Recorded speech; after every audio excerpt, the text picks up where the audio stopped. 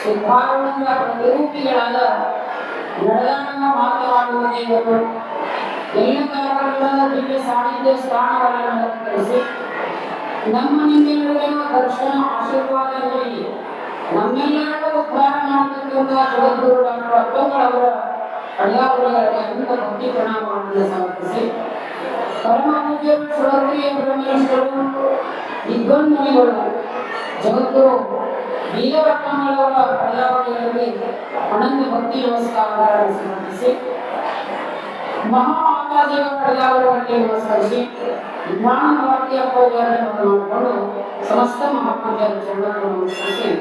ಸ್ವಸ್ವರೂಪಗಳಿಗೆ ತಮಿಳುಗಳಿಗೆ ಶರಣಾರ್ಥಿ ನಿಕವಿನ ನೀಕವೆಂದು ಅತಿಶಯಿಸಿ ಬೆಳೆಯುವುದೇ ಸಂಧಾನ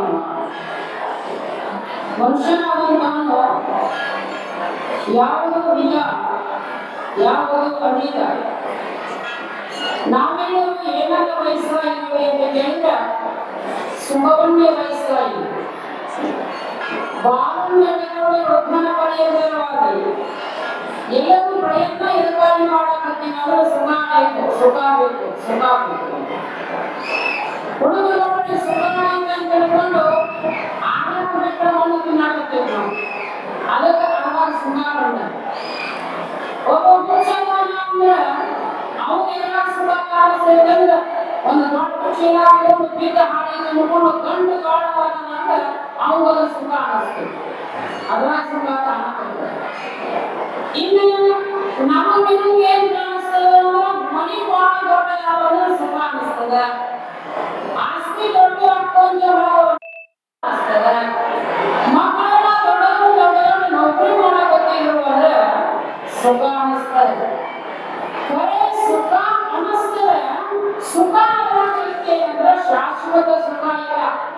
ಅದು ಕ್ಷಣಿಕ ಸುಖ ಏನಾಗ್ತದೆ ಬಿಸಿಲಿದ್ದಾಗ ನೀರಡಿಸಿದ ಮನುಷ್ಯ ಚಂದನೂ ಚಲೋ ಕರ್ಮ ನೀರು ಏಸಿನ ಸುಖ ಅನಿಸ್ತದೆ ಒಂದು ತಿಂಗಳ 2 ತಿಂಗಳ ಏಸಿನ ಸುಖ ಅನಿಸ್ತದೆ ಹೊಸ ಚಲೋ ಊಟ ಮಾಡಿಲ್ಲ ಏಸಿನ ಹಸಿವಿನ ನಿವೃತ್ತಿ ಆಗ್ತದೆ ಮತ್ತೆ 2 ತಾಸಿಗೆ ಮತ್ತೆ ನೀರು ಬೇಕು ಮತ್ತೆ 2 ತಾಸಿಗೆ ಮತ್ತೆ ಅನ್ನ ಬೇಕಾಗ್ತದೆ ಸುಖದ ಬಂದು ಸುಖವೇ ದೊಡ್ಡ ಸುಖ ನಿಶ್ಚಯಿಸಿ ವಿಷಯಗಳು ಸುಖಮಯ ಕೆಲವು ದೊಡ್ಡ ಬೆಳಗಿರುವ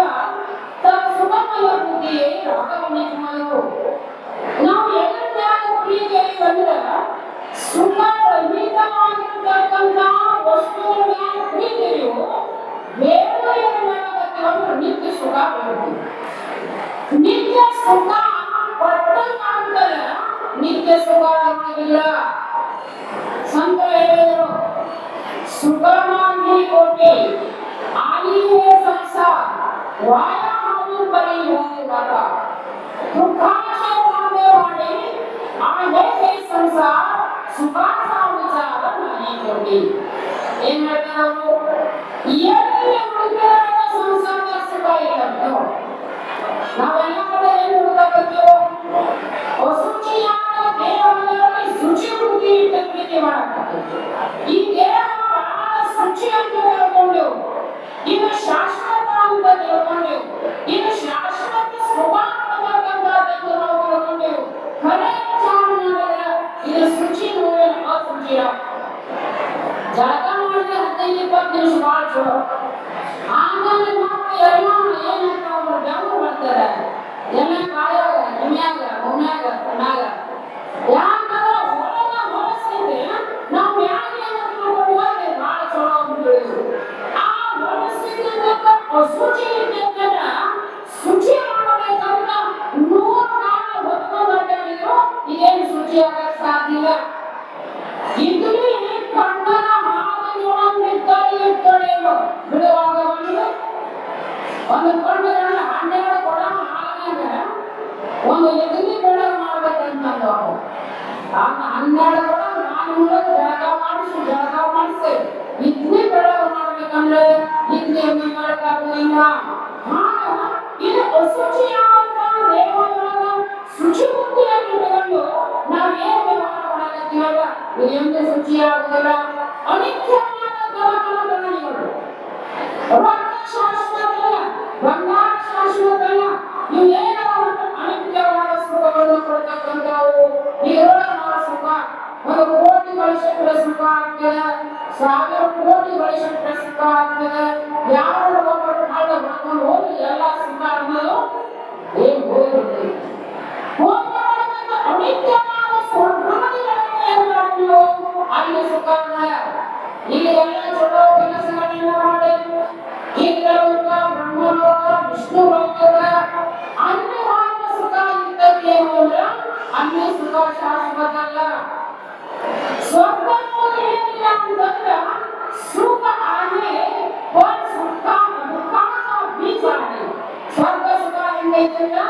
ಸುಖ ಏನೋ ಐತೆ ಆದ್ರೆ ದುಃಖದ ಬೀಜ ಇರ್ತದೆ ಸತ್ಯಲೋಕ ನೋಡಿ ಭೂಮಿಯ ದುಃಖದ ಕ್ಷೇತ್ರಗಳಲ್ಲಿ ಸತ್ಯಲೋಕದ ನಿನ್ನ ಪುಣ್ಯ ರಮ್ಯಗಳ ಹೊತ್ತು ಸತ್ಯ ಮನುಷ್ಯ ಪುಣ್ಯ ಲೋಕವ